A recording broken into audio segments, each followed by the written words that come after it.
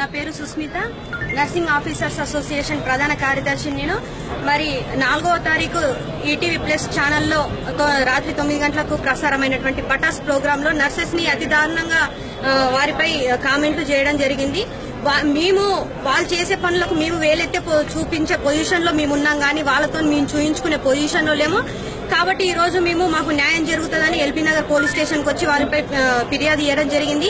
Anchor Ravi, Sreemukhi, participate చేసినటువంటి యాదవరాజు వీరి ముగ్గురుపై ఖచ్చితమైన చర్యలు తీసుకుంటారని వారు మాకు హామీ ఇచ్చారు.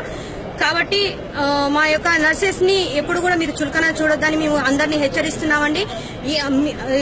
ఎవరైతే పార్టిసిపేట్ చేసిరో ఆ యొక్క ప్రోగ్రామ్ లో ఉన్నారో వాళ్ళ తండ్రికి గాని, తల్లికి గాని, చెల్లికి గాని, అక్కకి గాని మరైతే నా కొడుకులు ఏ రోజు కూడా మరి పటాస్ ప్రోగ్రామ్ లో చేసినటువంటి కామెంట్లకు మేము ఈ రోజు అడగాల్సి వస్తుందండి. వారు ఏ ఒక్క రోజు కూడా హాస్పిటల్స్ రాలేదా? మీరు చేసేటువంటి దొంగన పనులకు మరి మేము ఈ రోజు నిలదీసి అడుగుతున్నాము. కొంపదీసి మీరు కూడా బయటకు వస్తే మాత్రం ప్రపంచంలో ఉన్నటువంటి తెలంగాణ రాష్ట్రంలో ఉన్నటువంటి ప్రతి ఒక్క నర్సు కూడా చెప్పు తీసుకొని మిమ్మల్ని కొడుతుందని మేము సగర్వంగా చెప్తున్నామండి.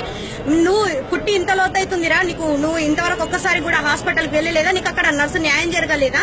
మరి నర్సెస్ కరెక్ట్ లేకపోతే మరి ఈ రోజు మానవ జాతిలో నివసిస్తున్నటువంటి ప్రతి ఒక్క మనిషికి కూడా ఏ విధమైన సపోర్ట్ లేదు. మేముంటే పేషెంట్లకు ఒక భరోసాని మేము ఈ రోజు సగర్వంగా చెప్తున్నాం. కానీ ఇటువంటి దొంగన పనులు చేసి దొంగన కామెంట్లు పెట్టినటువంటి మిమ్మల్ని చెప్పు తీసుకొని కొడతామని బహిరంగంగా మిమ్మల్ని హెచ్చరిస్తున్నామండి.